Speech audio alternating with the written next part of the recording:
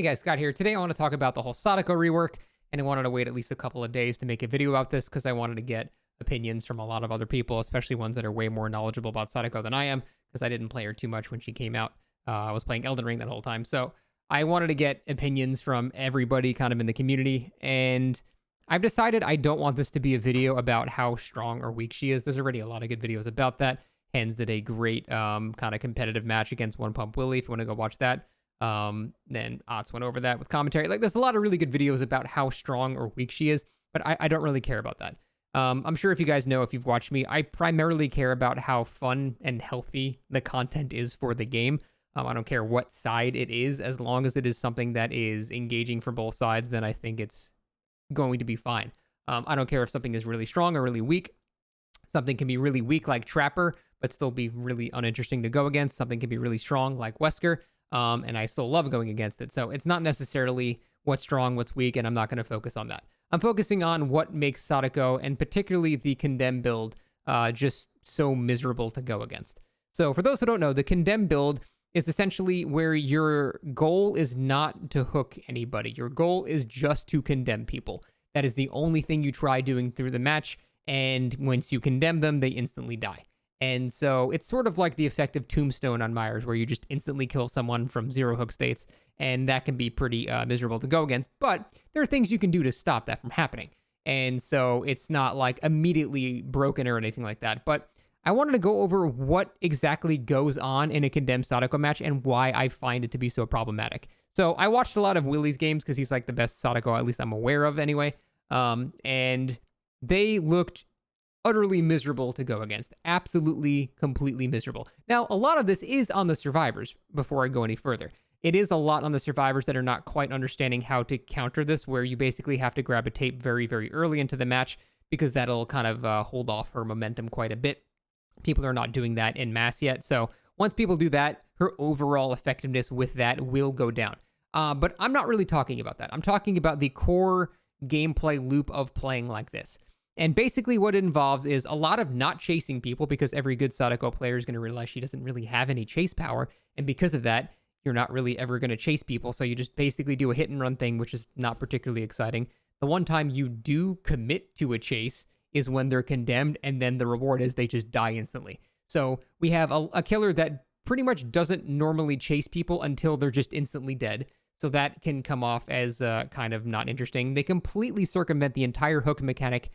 So every mechanic that involves hooks, all the altruism, the emblem, the blood points, all that stuff, all the perks that involve hooking, none of that stuff matters. There's no protection when you slug people as well. So if there's no hooks, you don't get borrowed time effect or anything like that. The build also heavily incentivizes you to slug people. I'm not sure why people are trying to claim you don't really have to slug with this anymore. I guess you don't have to, but it's just obviously better to slug because, again, you're not going for hook states. So any time spent downing a slug, picking him up, taking him to a hook, you're not accomplishing anything to furthering your goal. It's much better to just slap them once and then keep going. And then if you have them hooked, or if you have them slugged in a bad area, they don't get borrowed time protection or anything like that. They're way more vulnerable. So I'm not sure why they're trying to make that argument, especially considering hooking people with tapes doesn't spread condemn anymore. So you are still heavily incentivized to slug because hooking people offers no benefit to what you're trying to do. So if a killer that's not really chasing people unless they're about to instantly kill them, they circumvent the entire hook mechanic. And there is a high potential for tunneling someone, but not really tunneling them. It reminds me a lot kind of like Legion, where the Legion would just chase you and stay next to you, but they wouldn't really chase you. You're not playing DBD. They're just walking in your general vicinity, just so you aren't able to remove condemn. And so basically all it takes is at the start, you to hit one guy that's got a tape. Or if no one has grabbed tapes, then you just spread condemn to everybody. Eventually, someone's going to have to get a tape. Once you hit that guy with the tape, that guy's your bitch for the rest of the game. You can essentially make sure that they never are able to remove condemn for the entire game. As soon as they approach a TV, teleport to it. Keep following them. Don't actually chase them. You don't have to hit them. You just follow people. And that's the gameplay I was seeing. It was a lot of just following people and choosing to intentionally not hit them or slugging them in the general area. And it was just a lot of just very uninteractive stuff going on. There's very little DBD happening. There's no chases, really. It's just a lot of just proxy tunneling. I don't even know what to say. It's like a different term. You just walk next to people and ensure that they cannot remove their condemn stacks. And eventually, you're going to get to a point, especially if you're running like Deadlock or something. It doesn't take long. It takes 60 seconds, maybe, if you're doing a teleport every 10 seconds. It doesn't take very long for them to get to the point where they're able to be killed, and now you do finally commit to that single chase. And if you're running chase perks or whatever, they're just going to go down and then they're just instantly dead. So the survivor basically just doesn't get to do anything except one single chase, and their penalty for losing that chase, which they eventually will if the game is designed for survivors to lose chase, is they just instantly die. And they skip the rest of the entire game. Once that happens, it's a 3v1, and then it's much easier to do that to everybody else. So far, the only thing that I've seen countering this is legitimate 4-man comp teams. And of course, yeah, they're going to have a much easier time because they've got the coordination required. But here's my main problem with the killer.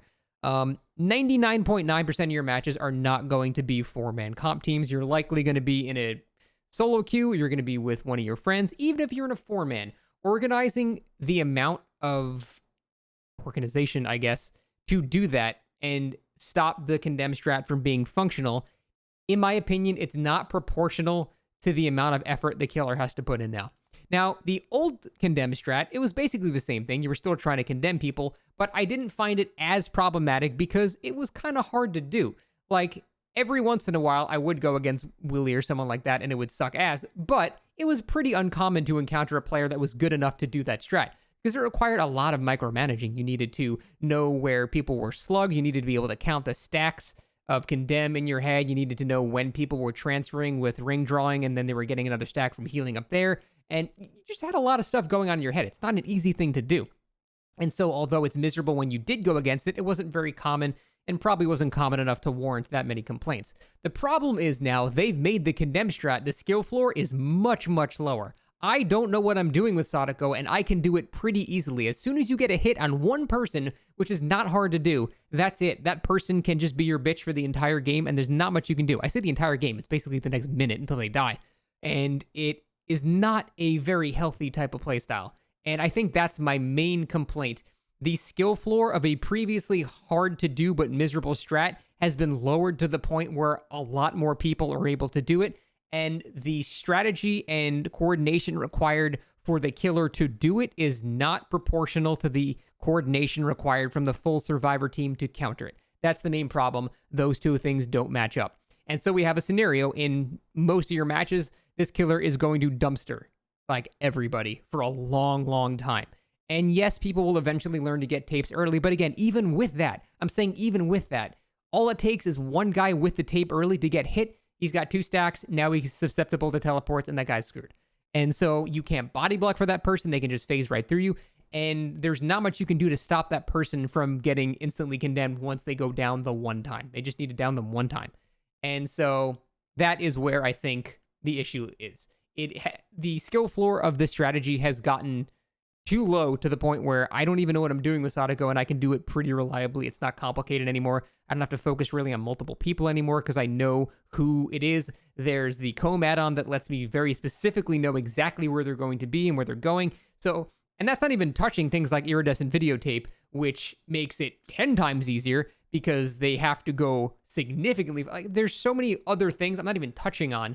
But the whole point is, if I had to simplify it, the effort it takes to do it is not equal to the effort it takes to counter it. And that's the main problem. So in your average DBD match, it's going to be a miserable experience, and I don't like that. Again, at your absolute top, tippy top level, it becomes a lot more fair. And honestly, it's way harder for the Sadako to do it. But again, 99.9% of your games will not have that level of coordination required, even if you know the correct strat. People are still healing against Legion to this day. It's not going to happen.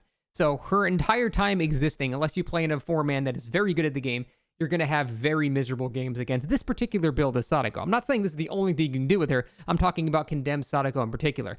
I spent the entire stream trying to play a more hook-based Sadako. I would try to get 12 hooks on everybody, and I still teleported and put the threat of Condemn on people, but I wasn't primarily trying to condemn people, so I wouldn't consider it a Condemn strat. It's more like Pig, who's got natural slowdown. What the devs have tried to do is make it so Sadako is not instantly killing people. The whole point is they wanted to make it so the Condemn is spread to everybody so the game goes slower. Because the killer with no chase power needs the game to go slower to make up for the fact their chases will be longer. That's the balancing act. But instead, they accidentally just made the Condemn strat a lot more accessible to everybody else, which is a nightmare. So that is the issue. What would I do to fix this? I don't know. I would love to see more of a gradual curve because right now it's very all or nothing. You have to choose to go all in on killing the guy that you're kind of focusing down with Condemn, because if you let them recover, then you've just wasted all that time. So it's kind of all or nothing. I would love to see it be more of a gradual curve. Like if you had 3 stacks of Condemn, you would have permanent aura reading on that person. At 5 stacks, they would be exposed. At 6, they'd be hindered. And then at 7, then they could be killed. Now, obviously, that would be a straight massive buff to the killer. So what you would do is make it slightly harder to get Condemn. And that would be a more gradual build-up to where it would be okay to, hey, this guy's got 3 stacks. I'll chase that guy. I can see him through walls. It's going to make this chase way easier. This guy's got 5 stacks. Well, I can definitely chase him. And then if someone really greeds it, then you can still instantly kill them. But I think the instant kill should really be a colossal failure on the survivor's part and more of just a basic slowdown for the killer that makes their weak chase game a bit stronger. Ideally, I want to see her have more of a chase power, but that is really the end of, I guess, that whole thing. I would love to see her be more chase-oriented because chasing, I think, is the core component of the killer-survivor interaction, and as it stands right now, she does basically none of that. She chases one guy one time, and that's it. But overall, do I think this strat is overpowered, underpowered? I don't know. I would say for your standard average DBD match, it's overpowered. But not by so much that it's ridiculous. I just focus on the fact that the matches with players that play like this are incredibly uninteractive, filled with just endless slugging and then following people but not chasing them, hit and run, no hooking, basically just all the hallmarks of an extremely unfun game. It can be kind of fun as killer to try to play like that. I tried it a couple times as killer as well. It's kind of fun, but I still prefer chasing people. But that's just me. Yeah, overall, those are my thoughts on it. I think she is very unhealthy at the current state. The devs actually made the problem build, which was very hard to do, way more accessible, which means more people will experience it and not have a good time from it. I would love to see her stronger in the chase so she didn't have to rely on that. Again, people rely on these builds because she is weak as hell in the chase, and I wish they would give her something so they didn't have to rely on that, but I guess that's a whole separate discussion. Those are my thoughts so far.